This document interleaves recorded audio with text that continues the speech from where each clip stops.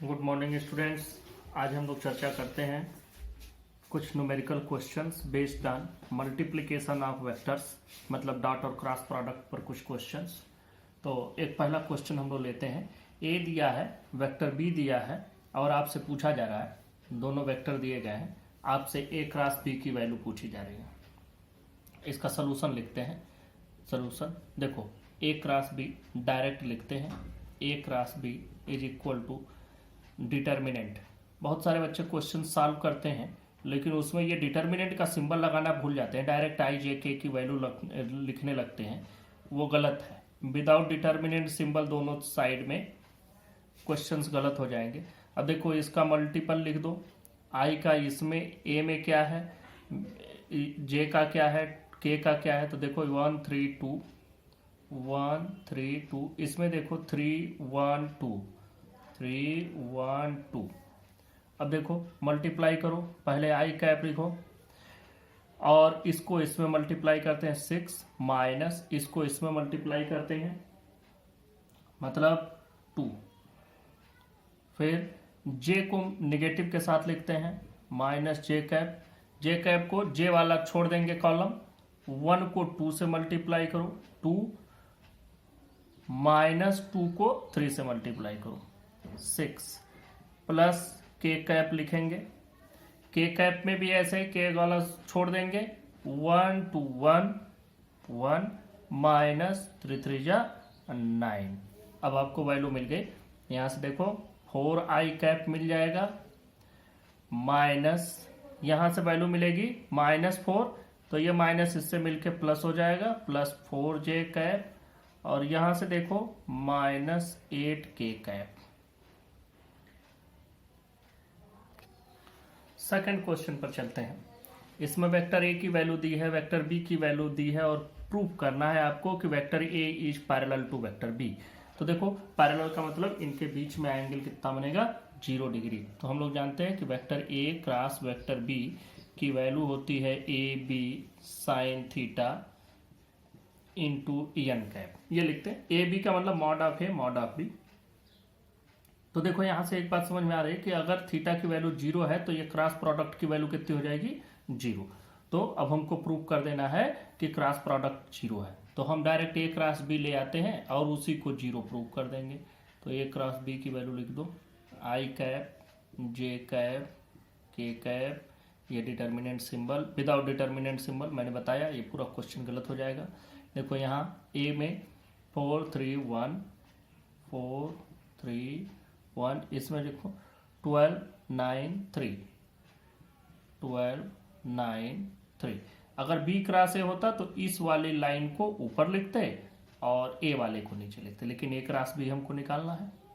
पहले आई कैप में ये वाला कॉलम छोड़ के 3 3 जा 9 माइनस 9, इसको इसमें मल्टीप्लाई किया माइनस जे कैप में देखो 4 3 जा, जे वाला कॉलम छोड़ देंगे, इसको इससे मल्टीप्लाई करेंगे 4 3 जा 12 माइनस 12 1 जा 12 और प्लस के कैप।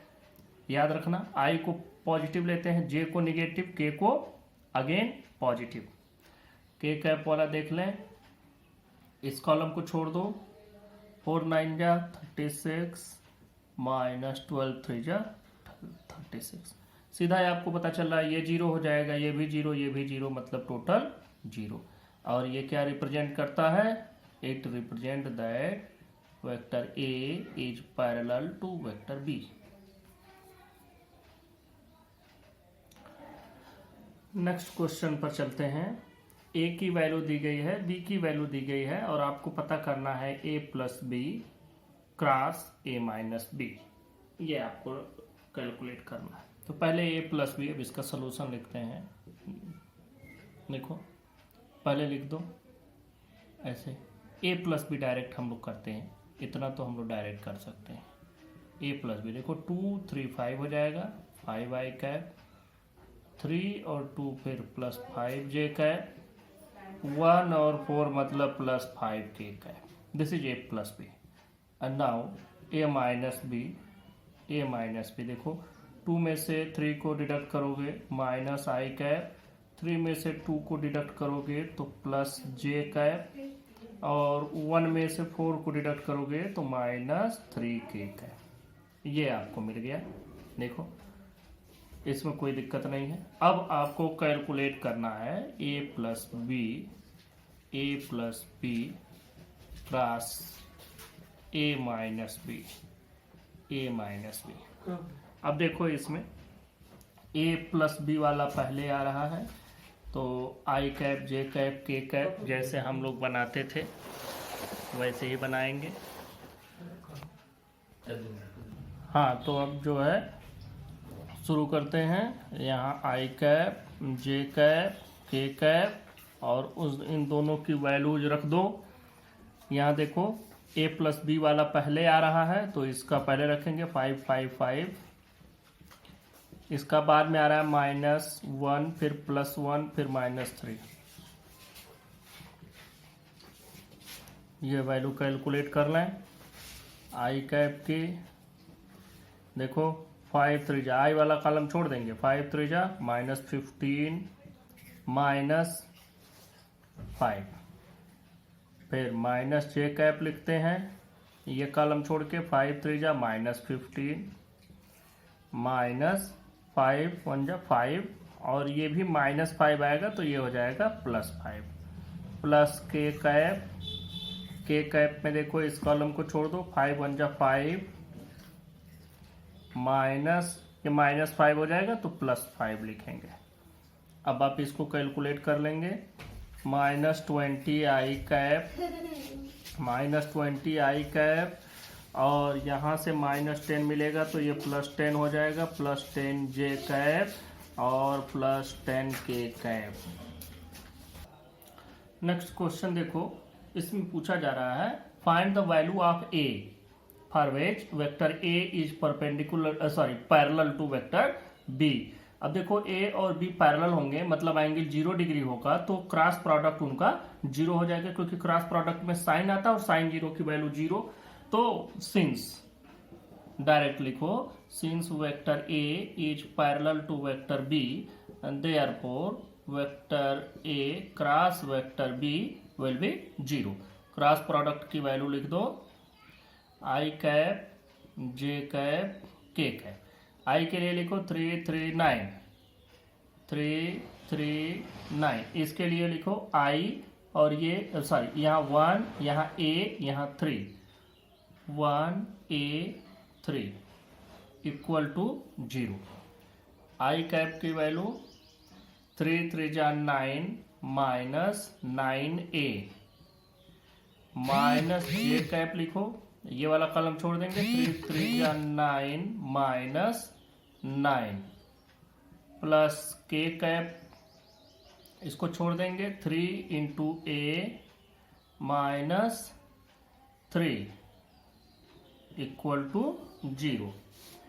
अब देखो ये वैल्यू आपको मिली। अब यहां से आपको यहां इसमें से 9 कॉमन ले लो, 9 आई कैप तो बचेगा 1 - a, ये तो 0 हो जाएगा, प्लस यहाँ 3 कॉमन ले लेते हैं, 3 के कैप तो यहाँ बचेगा a -1 इक्वल टू 0। देखो यहाँ 1 - a है तो या तो यहाँ माइनस लगा करके इसके पहले यहाँ पर माइनस लगा के इसको a -1 कर दें, इसके बराबर हो जाएगा, या तो यहाँ माइनस करके इसको 1 - a कर दो। यहाँ माइनस करोगे तो अंदर वाले का साइन चेंज हो जाएगा, यहाँ माइनस, तो दोनों में से कोई एक हम इसको करते हैं। तो 9i 1 - a और यहाँ -3 के कर देते हैं और यहाँ भी लिख देते हैं 1 - a। वैल्यू पर कोई फर्क नहीं पड़ा। 1 - a कॉमन ले लेते हैं, 9i -3 के इक्वल टू 0। अब देखो यहाँ से अगर इस पूरे को 0 होना है तो ये 0 होना ही चाहिए, तो इसका मतलब 1 - a इक्वल टू 0। तो यहाँ से आपको क्या मिल जाएगा, a is equal to 1। This is the answer. Next question पर चलते हैं। नेक्स्ट क्वेश्चन में दिया है find unit vector perpendicular to vector A and vector B, दोनों पर परपेंडिकुलर होना चाहिए। तो देखो दो वेक्टर का अगर हम क्रॉस प्रोडक्ट लेते हैं तो जो रिजल्टेंट आता है, जो प्रोडक्ट आता है, वह क्या होता है, इन दोनों का दोनों पर परपेंडिकुलर होता है, उस प्लेन के ही परपेंडिकुलर तो जिसमें दोनों एग्जिस्ट कर रहे हैं। तो हम इसका सोल्यूशन लिखते हैं और निकालते हैं। लेट सी को मान लेते हैं ए क्रॉस बी के बराबर। ए क्रॉस बी की वैल्यू डायरेक्ट पुटअप कर दो। ए क्रॉस बी आई जे के वैल्यू रख दें, आई जे के ए की रखेंगे 4 - 1 3, यहाँ रखो -2 1 -2। अब आप क्रॉस प्रोडक्ट निकाल लें। आई कैप देखो वैल्यू, इस कॉलम को छोड़ दो, ये 2 1 जा 2 हो जाएगा, माइनस माइनस प्लस माइनस 3 1 जा 3 माइनस जे कैप और 4 2 जा -8 और यहाँ माइनस लगाएंगे, 3 2 जा 6, लेकिन -6 आएगा तो ये +6 हो जाएगा। और प्लस के कैप में इसको छोड़ देंगे, 4 1 जा 4 माइनस ये देखो 2 1 जा 2 तो 2 ही आएगा।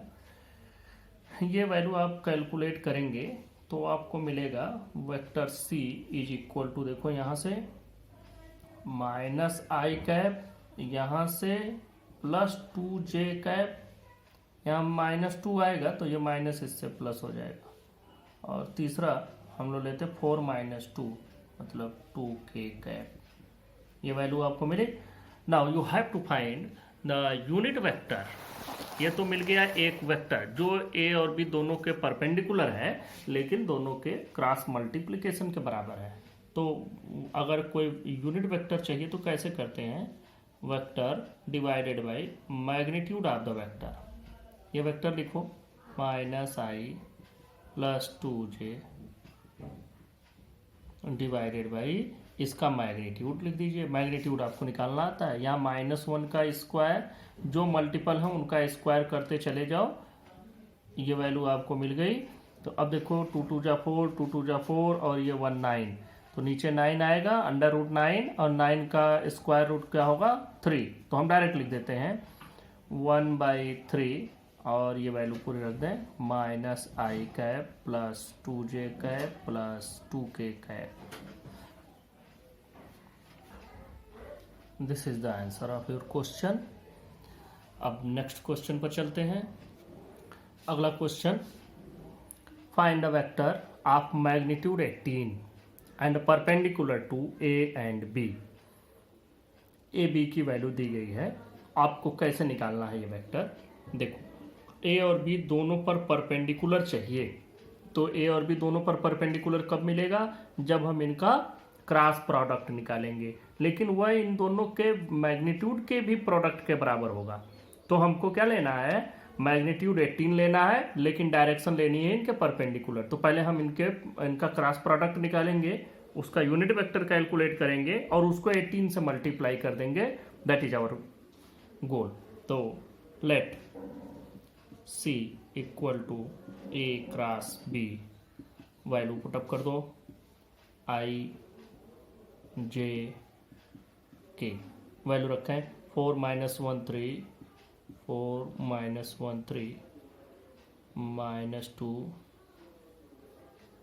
+1 -2। अब इसका क्रॉस प्रोडक्ट कैलकुलेट कर लेते हैं।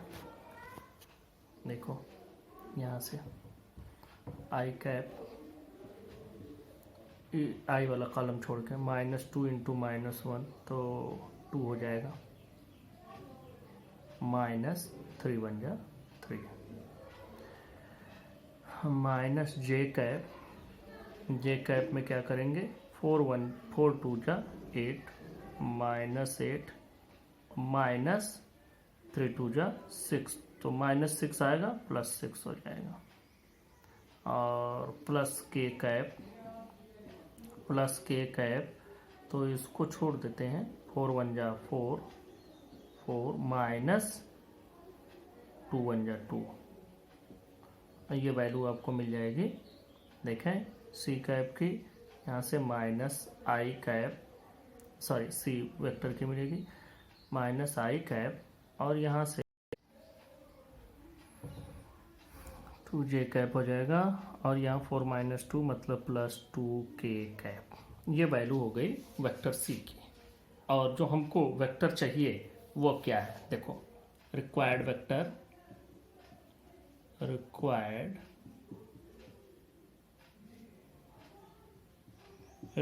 Vector is equal to 18 C cap. अब 18 तो है, सी कैप की वैल्यू हो जाएगी vector C divided by magnitude of vector C. यहाँ से 18 इंटू ये minus I plus 2j cap plus 2k cap, ये तो होगा ही, divided by square root -1 square plus 2 square plus 2 square. अब देखो यहाँ से 2 2 जा 4, 2 2 जा 4, और ये 1 1 जा 1, ये भी +1 हो जाएगा, कुल जोड़ के 4 8 और ये 9 मतलब 9 हो जाएगा, स्क्वायर रूट 9 मतलब 3, और ये वैल्यू हो जाएगी equal to 18/3 minus I plus 2j plus 2k।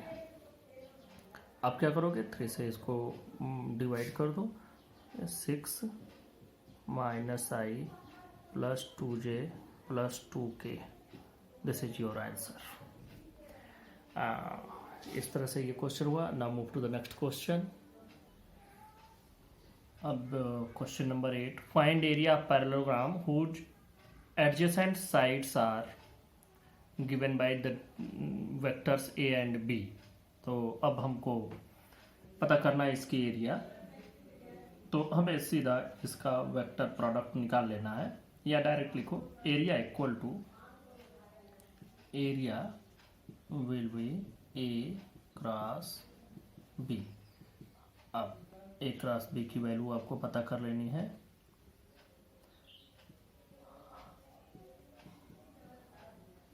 यहाँ से 1 - 1 1 1 - 3 1, इसमें 1 1 1 मल्टीप्लाई कर दो, यहाँ आई कैप, ये -3 -1 minus j cap, 1 -1 plus k cap, k cap में इस कॉलम को छोड़ के 1 माइनस, ये -3 आएगा तो ये +3 हो जाएगा, तो ये वैल्यू आएगी आपको मिलेगी -4i कैप, ये तो -0 प्लस 4k कैप। हमको क्या मिल रहा है, -4i cap plus 4k cap. ये एरिया आपको मिली, लेकिन ये वेक्टर फॉर्म में मिली। इसको भी हम लोग एरिया ही कहते हैं, लेकिन this is known as area vector. हमें एरिया ही चाहिए यहाँ पर। आप लोग नेक्स्ट ईयर में पढ़ते हैं एरिया वेक्टर भी वहाँ मिलता है, लेकिन अभी आपको एरिया वेक्टर नहीं, सिर्फ एरिया चाहिए। तो ये एरिया वेक्टर लिख दो, यहाँ पर एरिया वेक्टर लिखते हैं तो ज़्यादा सही रहेगा। अब हम लोग एरिया कैलकुलेट कर लेते हैं। Area will B magnitude of this a cross b, magnitude of a cross b। अब देखो इसका मैग्नीट्यूड क्या हो जाएगा, स्क्वायर रूट ये -4 whole square plus 4 square equal to ये 16 प्लस 16 मतलब √32। 32 कैन बी रिटन एज √16 × 2। अब इसको हम लोग क्या लिख सकते हैं, 16 का स्क्वायर रूट हो जाएगा 4 √2, जो भी यूनिट हो, स्क्वायर यूनिट। अगर ये मीटर है तो स्क्वायर मीटर, सेंटीमीटर है तो square centimetre. Now move to the next question. Find the area of triangle formed by point O, A and B such that OA represented by this vector and OB is represented by this vector. Now we will use simple formula for the area. area will be 1/2 into magnitude of vector A cross vector B.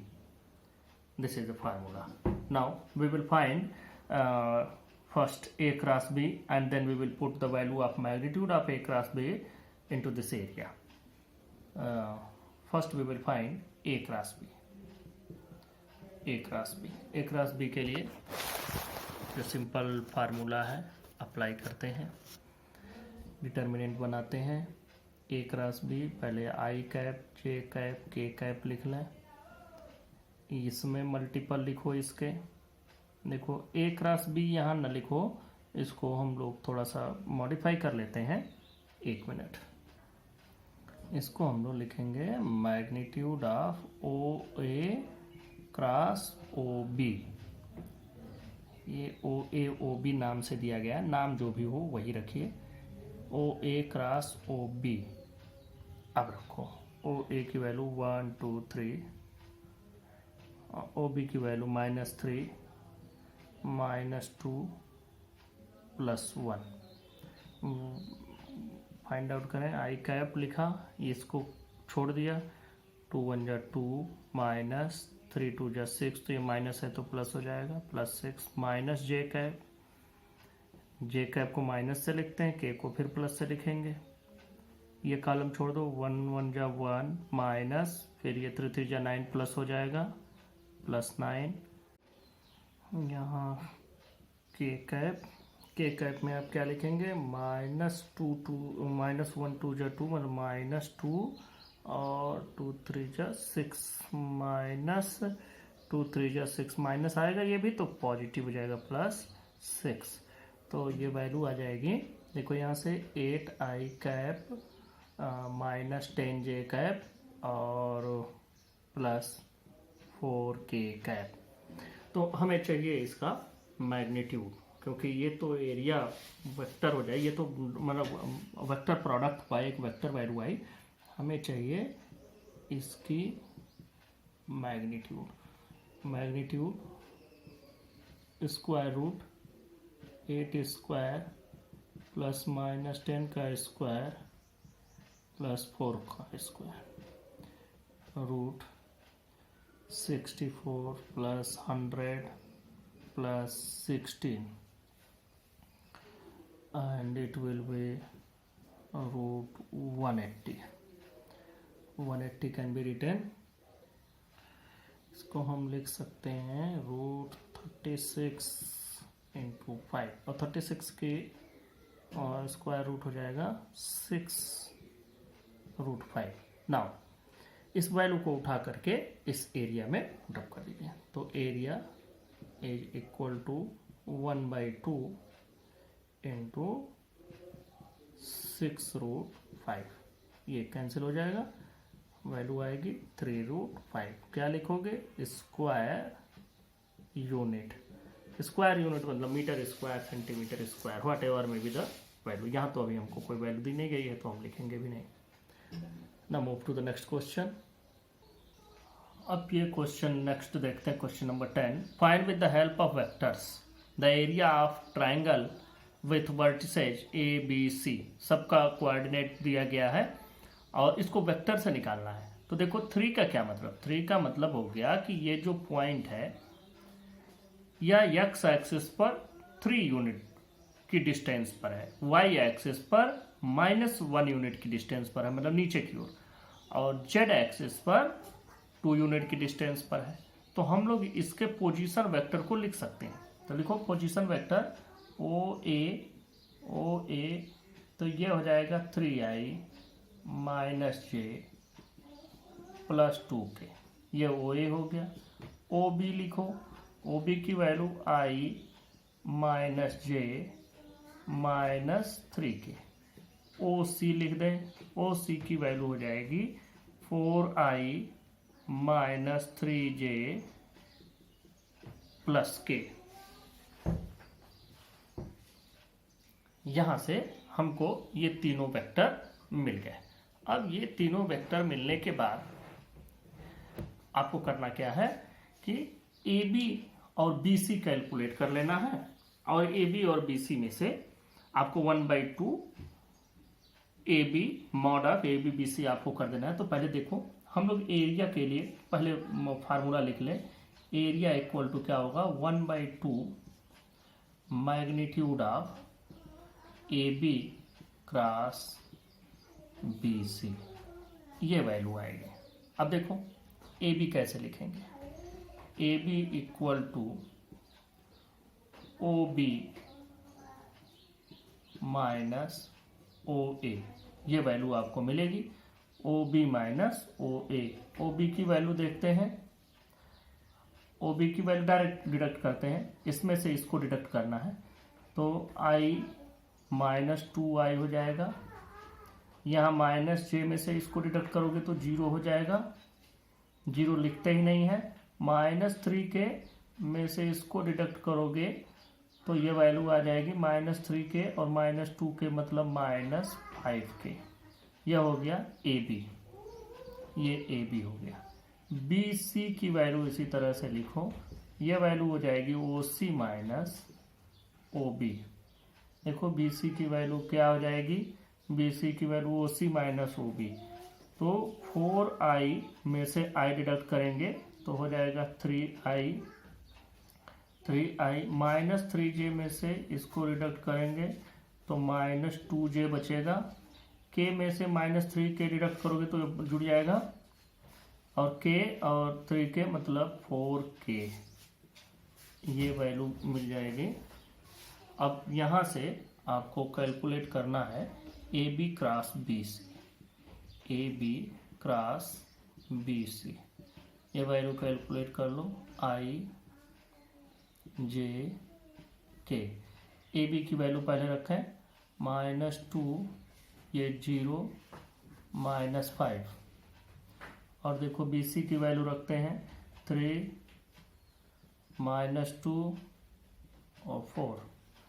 Calculate करो, आई cap ये 0 हो जाएगा, 0 -5 2 जा, ये भी minus ही आएगा, minus minus plus हो जाएगा मतलब -5 2 जा 10, माइनस जे कैप, जे कैप में इसको छोड़ देंगे, -8 माइनस ये 5 3 जा 15, माइनस माइनस प्लस हो जाएगा, +15 प्लस के कैप, के कैप की वैल्यू हो जाएगी -4 -0, ये वैल्यू आएगी।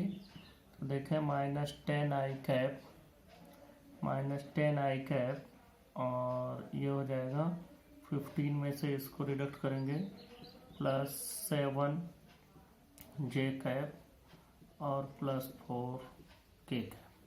ये तो आया ए बी क्रॉस बी सी।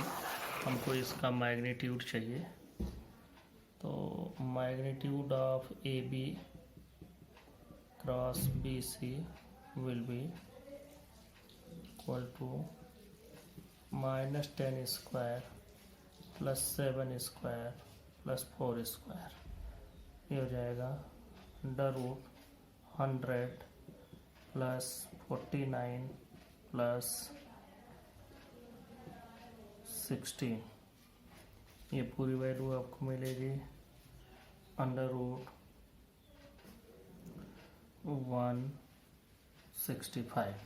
अब आप फार्मूला लिखते हैं एरिया का। एरिया का फार्मूला हम लोग ऑलरेडी लिखे हुए हैं, यहाँ देखें ऊपर हम लोग एरिया के लिए फार्मूला लिखे हैं, magnitude of A B cross B सी।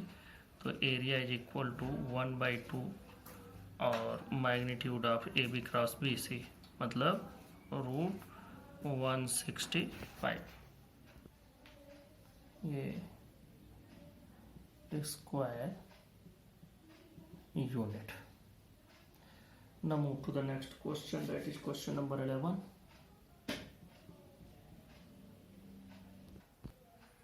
देखो ये क्वेश्चन है, क्वेश्चन नंबर 11। इसमें दिया गया है दो वेक्टर हैं, दोनों इस तरह से हैं। 2 vectors are such that magnitude of vector A is 2, magnitude of vector B is 7 and the cross product of the 2 vectors is given by this vector.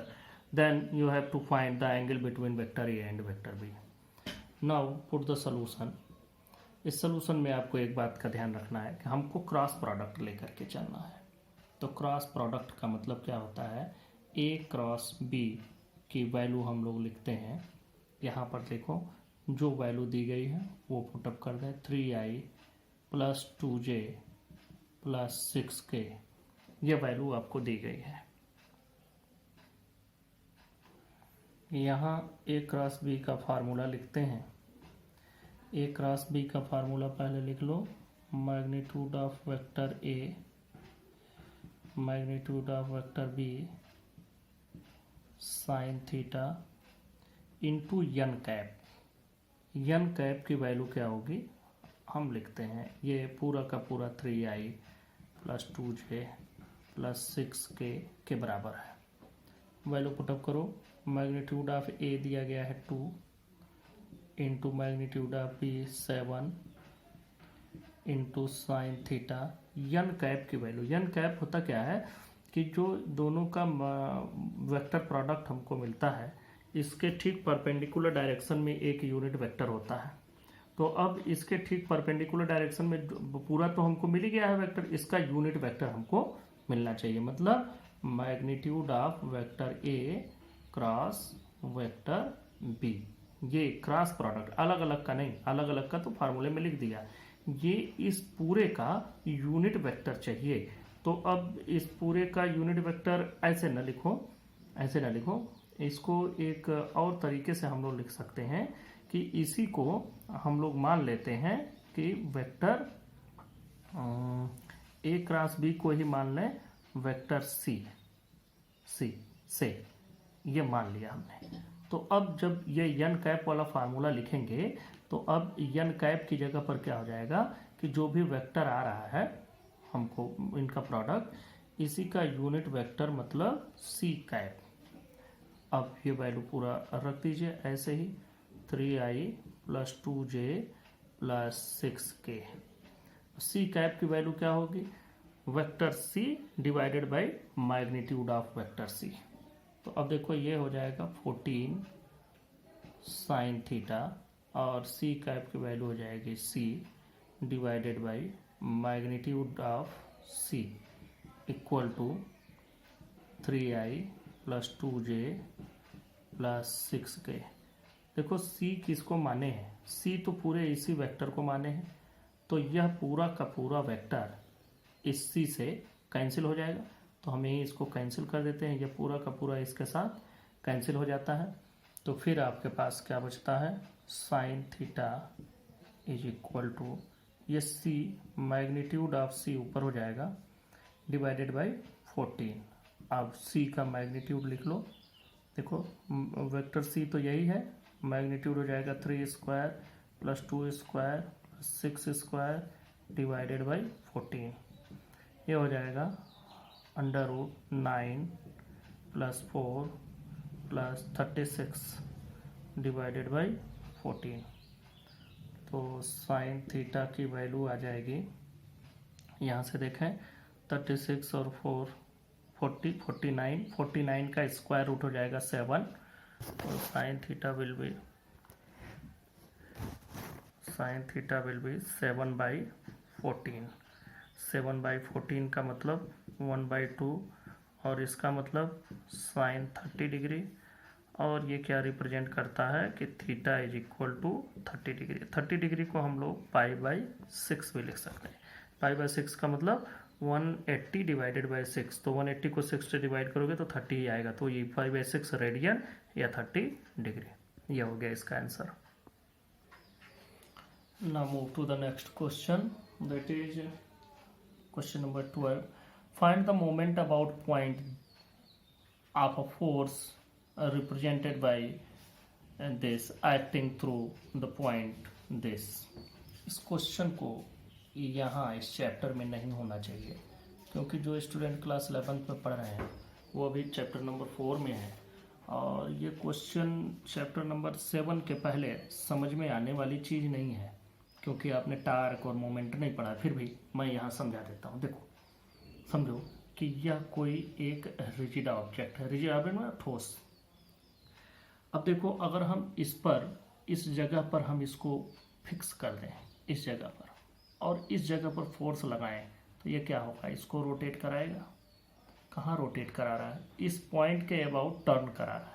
तो जब भी कोई फोर्स ऐसा लगे जैसे फैन चलता है या इस तरह के सभी रोटेटरी मोशन हो जाते हैं। तो रोटेटरी मोशन की एक बात होती है, रोटेटरी मोशन का मतलब होता है turning effect of force. Force तो वही है, देखो यह मान लो कि यह कोई ऑब्जेक्ट हो गया और इसके इस पॉइंट पर फोर्स लगाया गया और इस पॉइंट के अबाउट रोटेट होना है। तो अब देखो इस पर यह फोर्स लगा हुआ है, यह फोर्स कौन सा है, यह है 3I प्लस K, यह फोर्स इस पर लगा हुआ है। अब समझो यह फोर्स किस पॉइंट पर लगा हुआ है, यह पॉइंट है acting through the point 2I minus J plus 3K। ये जिस पॉइंट पर लगा है इस पॉइंट को हम लोग लिख सकते हैं 2I माइनस जे प्लस 3K से। अच्छा, अब ये रोटेट होगा किसके अबाउट, इस पॉइंट के अबाउट। इस पॉइंट का लोकेशन भी दिया गया है I plus 2J minus K, ठीक है। अब देखो हमको ये निकालना है कि इसी फोर्स का टर्निंग इफेक्ट कितना होगा। मोमेंट ऑफ फोर्स मतलब टार्क, मोमेंट ऑफ फोर्स को हम लोग कहते हैं टार्क। तो जो काम हम लोग अब तक जो मोशन पढ़ते आए जिसको ट्रांसलेटरी मोशन कहते हैं, ये सारी चीजें आप चैप्टर 6 में पढ़ेंगे।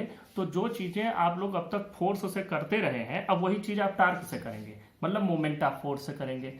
तो मोमेंट ऑफ फोर्स यहाँ सीधा सीधा आपको लिख देता हूं, moment of force or torque, इसको रिप्रेजेंट करते हैं टाउ से, ये सिंबल होता है tau and it is a vector quantity. और ये फार्मूला होता है R क्रॉस F, ये R क्रॉस F इसका फार्मूला है। अब जरा सा देखो फोर्स तो तुमको मिल गया, लेकिन R कहाँ से पाओगे, R हमारा ये वेक्टर है। तो यह वेक्टर कैसे मिलेगा, ये हमको तब मिलेगा जब हम फाइनल लोकेशन में से इनिशियल लोकेशन डिडक्ट करें। जैसे हमको जब ए बी निकालना था तो ए बी आप कैसे कैलकुलेट किए थे, ए बी जब आप कैलकुलेट किए थे तो ए बी इक्वल टू लिखे थे ओ बी माइनस ओ ए, ऐसे आप कैलकुलेट करते हैं। तो यहाँ समझ लो ये पॉइंट बी है, ये पॉइंट ए है, ये सब कुछ मैं लिख दे रहा हूँ, ये पॉइंट बी है, ये पॉइंट ए है। अब देखो यहाँ पर इसकी वैल्यू कितनी हो जाएगी, आर की वैल्यू हो जाएगी ओ बी माइनस ओ ए और क्रॉस एफ। अब थोड़ा और समझ में आया होगा, अब वैल्यू पुटअप करते चले जाएं। अब देखें वैल्यू रखो ओ बी मतलब 2I माइनस जे प्लस 3K, इसमें से डिडक्ट करना है किसको, माइनस, इसको डिडक्ट करना है I plus 2J minus K cross, ये पूरे से जो हमको वैल्यू मिलेगी क्रॉस यफ मतलब 3I plus K। Value put up करो, पहले इसको डिडक्ट करते हैं। 2I में से I घटाओ, I बचेगा I, फिर माइनस जे से माइनस 2J घटेगा तो माइनस 3J, ये 3K से इसको घटाओगे तो प्लस 4K, ये हो गया क्रॉस, ये वैल्यू लिख दो 3I प्लस K। अब देखो कैसे हम लोग क्रॉस मल्टीप्लिकेशन करते हैं, ये आपको बहुत अच्छे से आता है। अब आप कर दें I cap J cap K cap, value रखते चले जाओ, वैल्यू रखो 1 माइनस 3 4, यहाँ वैल्यू रखो 3, J की वैल्यू ही नहीं है तो 0, K की जगह 1 इक्वल टू I कैप, इसको छोड़ देंगे, माइनस 3 से इसको मल्टीप्लाई करेंगे तो माइनस 3 माइनस ये 0 हो जाएगा, माइनस J कैप, इस कॉलम को छोड़ दें 1 इंटू 1 माइनस 4 3 जा 12 प्लस K